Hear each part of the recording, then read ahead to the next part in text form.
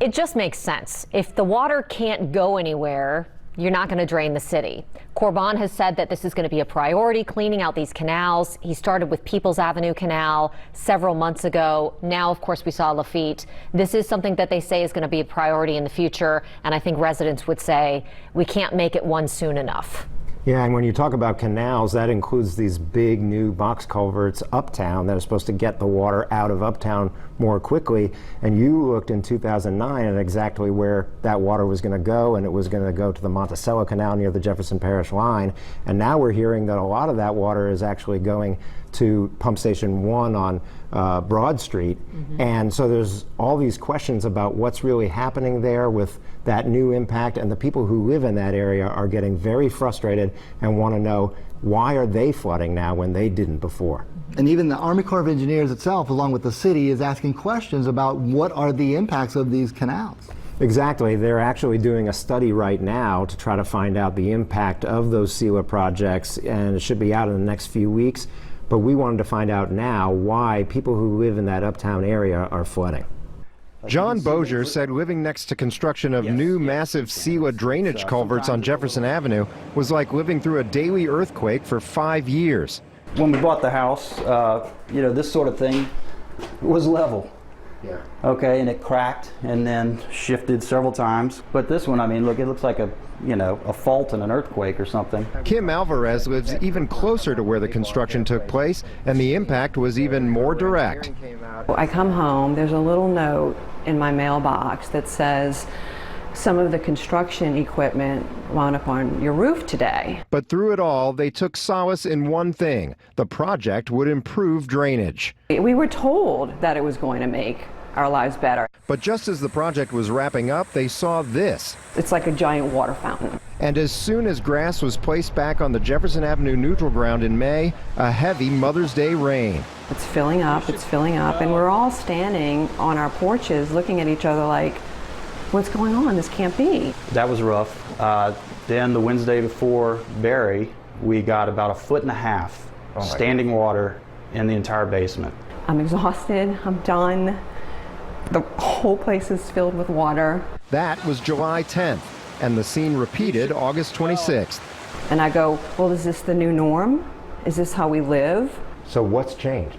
The obvious thing to me is the SELA project. H.J. Bosworth is an engineer with levees.org. He thinks the SELA improvements definitely had unintended consequences. I think the improved flow just moves the problem like an improved interstate. It just moves the traffic problem closer to where the congestion is. These maps of the drainage system suggest a possible choke point where the new SELA culverts come together at Claiborne Avenue. Farther out areas are draining much faster, so all that water is coming here, and apparently we're at a bottleneck at Claiborne and Jefferson. From there, the water is carried to Pump Station 1 on South Broad Street and pumped out the Palmetto Canal to the 17th Street Canal and out to the lake. Bosworth says smaller city-owned feeder lines are also blocked. But those smaller feeder lines that run from the catch basins to the SELA culverts are not the Sewerage and Water Board's responsibility. They belong to the city's Department of Public Works. And Mayor LaToya Cantrell says the city's clogged pipes can cause a big problem. So see, we're not getting a full view or the full benefit of the SELA projects because there's so much work still left to be done. The Corps of Engineers built the SELA culverts, and project manager Joey Wagner says they won't pay off fully until the city fixes its pipes.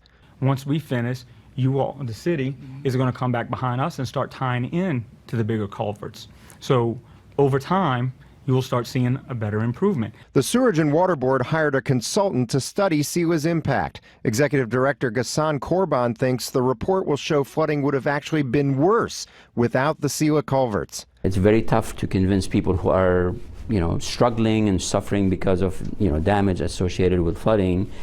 But hopefully once we have that scientific study done, hopefully it will alleviate some of those concerns. The Corps' Wagner bristled at the idea that his SELA project could possibly be to blame.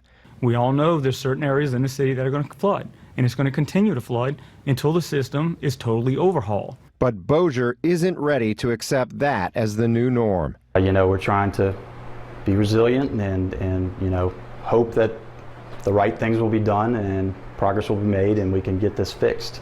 Yeah. It seems only right. So you hear that frustration from residents there, but you're also hearing now from city leaders, the Sewage and Water Board and the Corps, that they've really got to focus on their own system, the city's part of the system, before the water ever gets to those culverts. And that's the very front end of the system where the rainwater goes into catch basins all over the city and into hundreds of miles of lateral pipes that feed water into the rest of the system.